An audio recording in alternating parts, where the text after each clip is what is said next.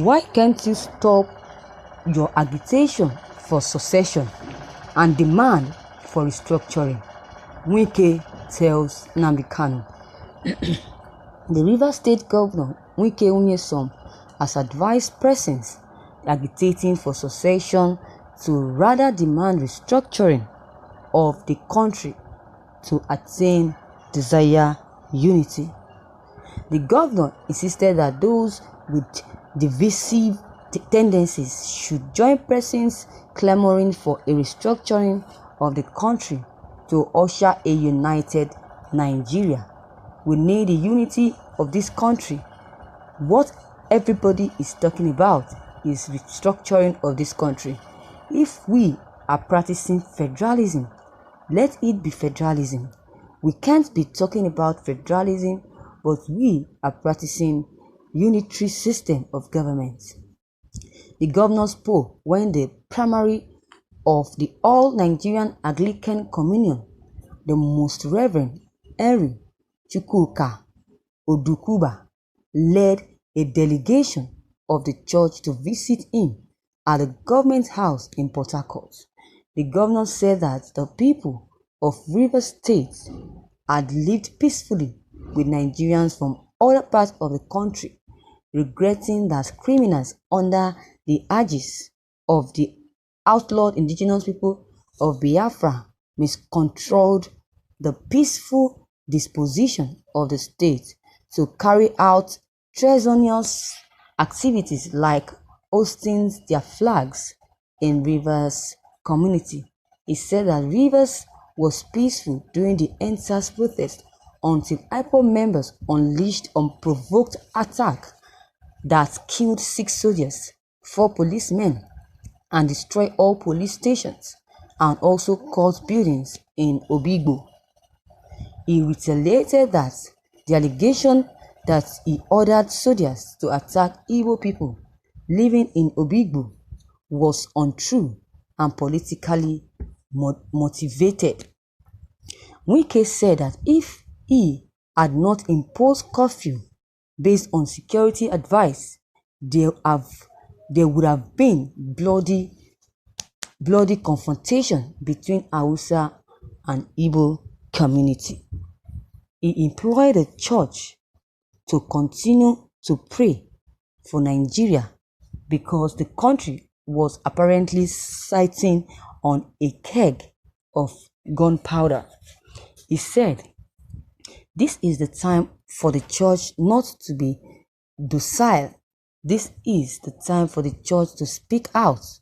When society is bad, it affects the church. When governance is bad, it also affects the church, no matter how we look at it. Nobody can run away from it. Things are not working well in the country. The way the country is supposed to be is not where we are. Even when you are in the pulpit, it is an opportunity to speak to your members that things are not well." The governor, who said as a Christian, he had no apology for handing over the state of God, announced a donation of 500 million naira on behalf of Rivers State government to support the Anglican Church Education Development and Mission Fund. The governor urged Ndukuba to advise the church to obey the COVID-19 protocol, adding that based on security reports at his disposal, that the church were lagging behind. In this regard, Nduga said, in a time of uncertainty in the country, that the church was very proud of the step and stance Wike Nyesom took during this COVID-19 pandemic. In his remark, "We come out only to encourage you as the Lord encouraged Joshua. We believe as the Lord was with Joshua, but we will also be with you. He will strengthen you, and under your leadership, this state will know greatest development and peace. The Lord God Almighty, who called you and gave you this opportunity, will not leave you behind. He will always be with you and never forsake you. Only be strong and be courageous. We are proud of you. We are very proud of the step you have taken, the stance you have taken, and the way you have demonstrated your love for God and for the people, because governance is a sacred trust and is cared one at that. And indeed, we have seen you demonstrate the very well-being. Thank you, viewers, for listening to this news. Wow, this is so interesting. Imagine, Primate sir, you should have asked the governor how he knew it was IPOB that killed these security people. Did they write on the faces of those that attacked the people of Obigbo that they are all IPOB members? So why would they be tagged as IPOB members by this so-called governor of Rivers State? Why would you just keep laying accusations on what you're not sure about? That's the question. So this man of God should have asked that question. Ask Governor Wike the question that, did these people, were they putting on a tag that describes them as IPOB members?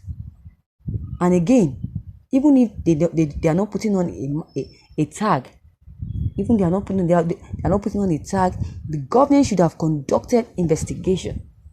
Remember, riots took place in the whole of South Nigerians. It took place in the whole of South Nigeria. Was it also IPOB that organized that? Was it IPOB that killed security agents in those states? So why then will Wike Unyesom accuse Nnamdi Kanu, an IPOB member, for doing such, for killing the people of Obigbo? I'm very much sure that it's just looking for a way to destroy Nnamdi Kanu's ambition to get the Biafran land, and he will never succeed over that. So viewers, what would you have to say concerning this? What is your take on this news I just heard? Your comment concerning this news is very much important. Please don't hesitate to drop every of your comments below the comment box. Click on the subscription button as well as the bell button to get more updates whenever I publish any new videos. Thank you.